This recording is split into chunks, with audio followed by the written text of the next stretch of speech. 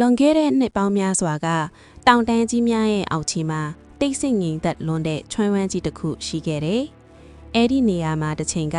စစ်မှတ်များအပြင်းထန်ဖြစ်ပွားခဲ့မှုတဲ့စစ်မြေပြင်ဟောင်းကြီးလည်းဖြစ်ပါတယ်။နာနာမီလို့အမည်ရတဲ့မင်းကလေးငယ်တူဟာ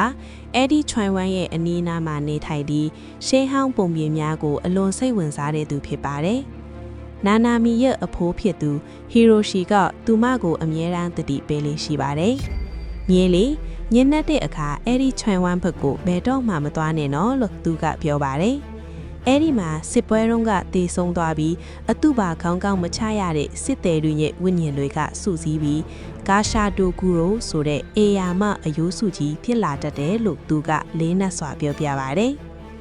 ဂါရှာတိုကူရိုဆိုတာတာမန်အယိုးစုမဟုတ်ပဲလူပေါင်းထောင်ကြီးရဲ့အယိုးများနဲ့ဖွဲ့စည်းထားတဲ့တောင်တလုံးခန့်မြင်မာတဲ့အေယာမအယိုးစုကြီးပဲဖြစ်ပါတယ်။သူကညဘက်မှာအစာရှာထုတ်လေးရှိပြီးသူလမ်းလျှောက်လာတော့အခါသွားချင်းရိုက်တန်းဂက်ကက်နဲ့နားထဲမှာလဲခေါင်းလန်းတန်လိုမျိုးအတန်တွေထွက်ပေါ်လေးရှိပါတယ်။ဒီနေ့မှာတော့နာနာမီဟာသူမရဲ့ပျောက်ဆုံးသွားတဲ့အယုတ်ကလေးကိုလိုက်ရှာရင်းနဲ့မတိလိုက်ပဲချွိုင်ဝမ်းအစွန်အဖျားကိုရောက်ရှိသွားပါတော့တယ်။နေဝင်ချင်းရောက်လာပြီးပတ်ဝန်းကျင်တစ်ခုလုံးဟာလဲမှောင်မဲပြီးတိတ်ဆိတ်သွားပါတယ်။သူမဟာအိမ်ပြန်ဖို့လမ်းရှာနေပြီးမဲ့တောအုပ်ထဲမှာလမ်းပြောက်နေခဲ့ပါတယ်။ရုတ်တရက်လေတို့ထဲမှာထူးဆန်းတဲ့အတန်တစ်ခုပြန့်လွင့်လာပါတယ်။တင်တင်လို့မီအစ်ခေါင်းလောင်းတန်လေးနဲ့အတူကြောက်ကြောက်လို့အယိုးချင်းရိုက်တန်များပဲဖြစ်ပါတယ်။နာနာမီဟာကြောက်လန့်တကြားနဲ့ရက်တန့်သွားပါတယ်။အဖိုးပြောခဲ့တဲ့ဂါရှာတိုကုရိုအကြောင်းတတိပေးစကားများကိုသူမ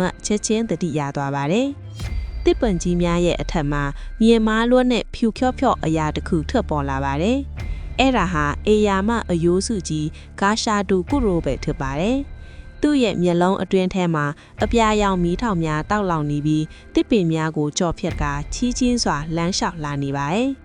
တွေ့ရင်ငြိမ်ငြိမ်လေးနဲ့ထွက်မပြေးနဲ့လို့အဖိုးမှားထားတာကိုနာနာမီတတိရလိုက်ပါတယ်။သူမဟာကြောက်ဆောင်ကြီးတစ်ခုရဲ့အကွယ်မှာကပ်ပြီးငြိမ်သက်စွာပုံနေလိုက်ပါတယ်။အေယာမအယိုးစုကြီးကသူမရှိရာဘက်ကိုဥကောင်ကြီးကိုလှည့်လိုက်ပေမဲ့သူမကိုမမြင်လိုက်ပဲကြော်သွားပါတယ်။ဂါရှာတိုကူရိုကသူ့ရဲ့ရှေ့လျားလာတဲ့အယိုးလက်ချောင်းကြီးများကိုမြေကြီးပေါ်မှာတစုံတစ်ခုကိုလိုက်လံစမ်းသပ်နေခဲ့ပါတယ်။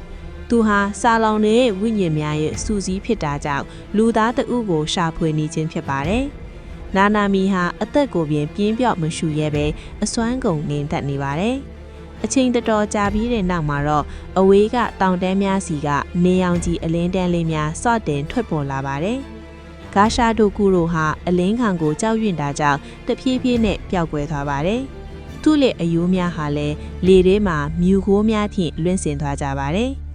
နာနာမီဟာဘေးကင်းစွာနဲ့အိမ်ကိုပြန်ရောက်လာခဲ့ပါတယ်။အဲ့ဒီနေ့ကစပြီးသူမဟာချွိုင်ဝမ်းဟောင်းကြီးကိုကြောက်ရွံ့ယုံတင်မကပဲအဲ့ဒီနေရာမှာတေဆုံးသွားခဲ့ကြတဲ့စစ်သည်များအတွက်ပါတနာစာနာစိတ်ဖြစ်ပေါ်လာခဲ့ပါတယ်။သူမကသူတို့ရဲ့ဝိညာဉ်များငြိမ်းချမ်းစေဖို့ရန်အတွက်အမြဲတမ်းဆုတောင်းပေးခဲ့လိရှိပါတယ်။